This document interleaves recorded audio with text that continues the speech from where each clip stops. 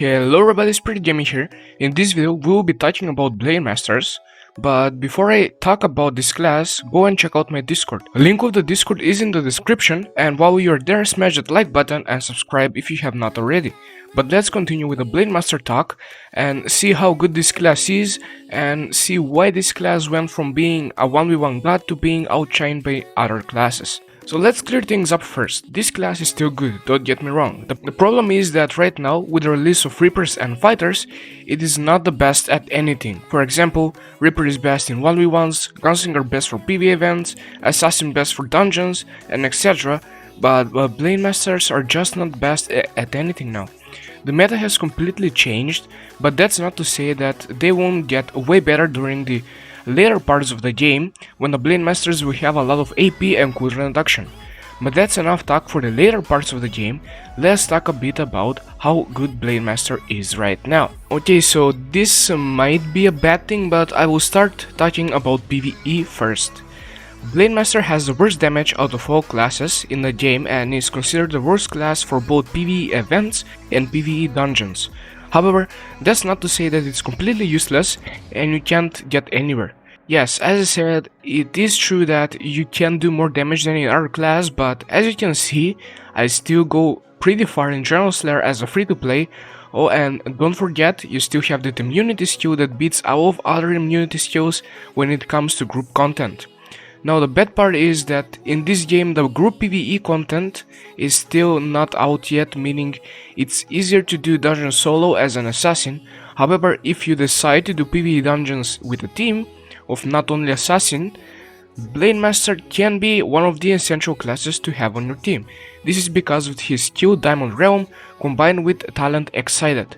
Diamond Realm makes a barrier, and whoever steps in it gets a shield that absorbs a ridiculous amount of damage, so in group PvE, whenever a big damaging skill comes your way, for example when the teddy bear boss in God's dungeon uses his jump attack, the Blademaster can gather his allies around him, and all of these allies will be completely immune to that attack. However, as I said, and I will repeat again, it is way more worth it to just run solo or a full team of assassin, making Blademasters kind of useless again. Even though I said everything, but yeah, they are still kind of bad when it comes to that part. But then we have PvE events like Clash of Swords, General Slayer, Deities Test, and many more. Blademaster just does not have enough damage to clear high stages of these events. It's easier to switch to Gunslinger, Fighter, or Assassin to do these events and get greater rewards. However, you can still do plenty of damage, but don't expect to be highly ranked.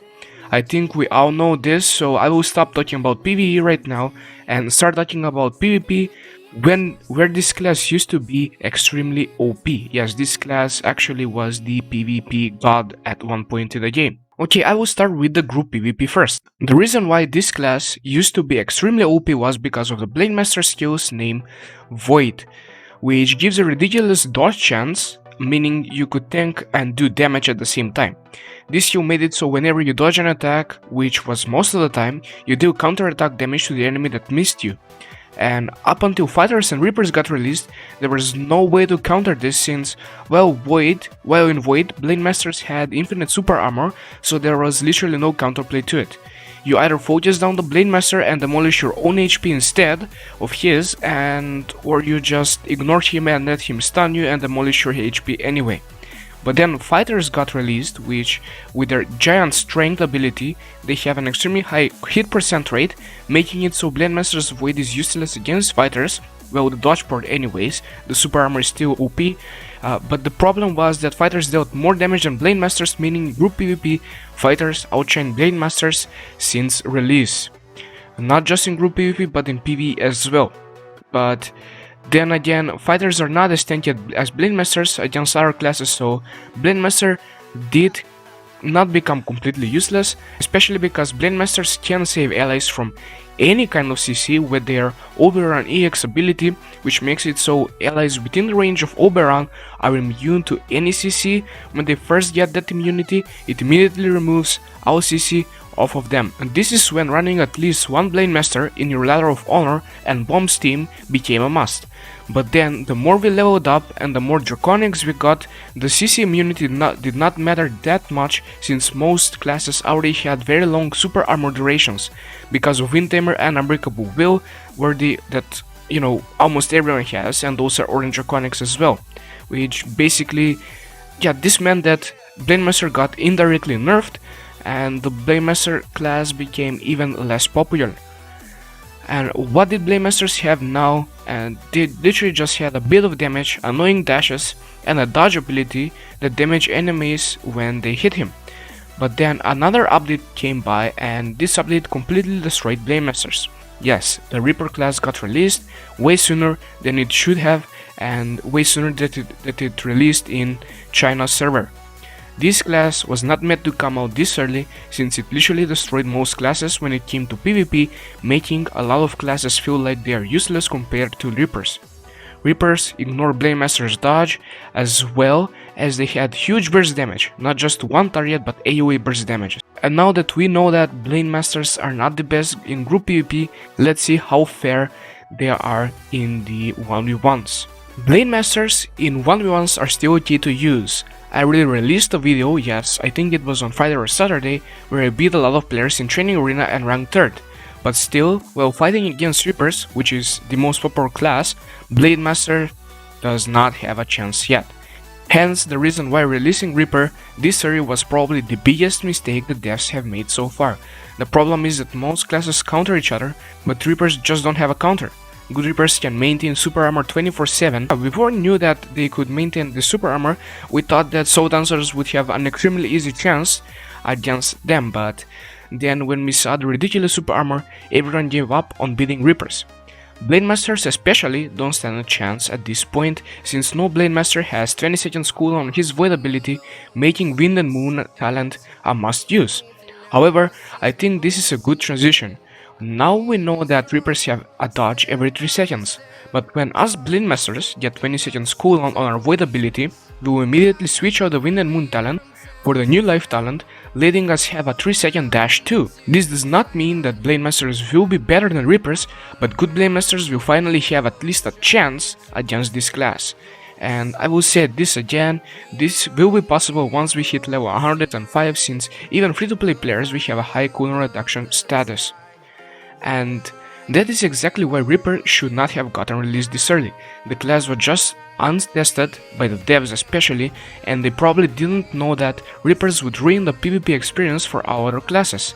And yeah, that's about it why Blademasters are not OP anymore, but I won't leave you here now. I will tell you what talents and deep talents I use, and then we will look at the perfect stats and core setup. Let's start with the Pve setup. We run Blossom Slash, New Life, Cherry Blossom Snow, and Izanami's Dance. This basically is the highest damaging build when it comes to PvE for Blademasters. Blossom Slash actually has a typo in it because it says it stacks up to 5 times, but that's just that it makes Blossom Dance inflict Cherry Blossom stacks on up to 5 enemies, and yeah, it does not stack up to 5 times. So that's kind of a typo and a mistake, but that's not the main point of this talent. The main point of this talent is the Cherry Blossom Explosion, which deals extremely high damage based on your AP, hence why highest substats on Blademasters should always be AP. Next up we have New Life talent, which makes us detonate the Cherry Blossom stacks every 3 seconds instead of 6, of course these seconds depend on your cooldown, and this lets us deal even more damage. Then we have Cherry Blossom Snow, which makes Infernal Beauty deal a lot of damage, and we do use this skill every 3 seconds as well. And at the end we have Izanami's Dance, which whenever you switch forms, it gives us some benefits. The tip talents are basically the main damage source for Blademasters, since without them Blademasters actually do no damage. We focus on the full metal page as always. The Weapon Fury Deep talent is actually a must use because it lets us use Blossom Dance way more, and that basically means we can get more Blossom stacks and then explode them to do more damage with our abilities. Flower Story is a must as well, since when we explode a Cherry Blossom stack, it actually stays on the target and it does not get destroyed or it does not vanish. That's about it for the PvE build, and now I think it's time to look at the 1v1 and group PvP build, which are both of them are the same. Again, we use Blossom Slash since it lets us do more damage, but then we use Wind and Moon to have a longer void duration. Cherry Blossom Snow stays the same, while for the S level talent, we equip Dragon's Wrath, which makes us a lot tankier. Yes, extremely a lot tankier. Deep talents are the same again as shown on the screen, and we again want to focus those talents because without them we won't have damage. That is pretty much it about talents and deep talents, and I think now it's a proper time to look at the cores, stats and allies for this class. Also, I will place in a few draconics that I don't think are very a must, but they are very good when you are maining Blademasters. Okay, if you are maining Blademaster, the draconics that I will tell you are gonna be extremely good. For the core, we run 9 fire, 5 water and 2 wind, basically gaining high physical attack while having a lot of AP as well. For stats, we want 10x off, physical attack, fire attack, AP, cooldown reduction and crit level. Then we want 5 multi-strike stats and 5 strength stats. However, if you do change classes, then you will want 10 multi-strike stats and remove all strength stats. And keep in mind, multi-strike is useful, and don't let someone lie to you by saying it's bad. It's just the worst from all other substats, but it's not useless at all, okay? So it is good, but it's just worse than the others. Next up is allies, and of course running every main, Luminous, Chizage, Nono and Anju is still going to be good. But running Nono as main or Anju as main is still really good since both benefit this class a lot, especially Nono since it buffs the most important substats for this class. For draconics, depending if you just main one class, which I don't recommend at all, but if you do, then you want to get Nose for Danger and Veiling Wall. This is considered the anti-kite build, where you have Dustbuster and Nose for Danger for the movement speed, which basically makes you the fastest class in the game, so enemies won't kite you at all, at least they won't be able to, and you'll always stay close to them. And when you run out of Dustbuster, Wailing Wall is there to protect your HP. But then again, these two drags are extremely useful for Blademasters only, and they are kinda meh for other classes. And yeah, that's pretty much it. If you have any questions, join my Discord so we can have a discussion about it, since I started responding less to comments because I want to focus more on my Discord community, since it is extremely and way easier to talk there and explain stuff, especially because I can send pictures, other members can send pictures and stuff like that. So yeah, thank you for watching again. Thank you for watching the video, hope you liked it, join the Discord, subscribe and leave a like, and as always, bye bye until next time.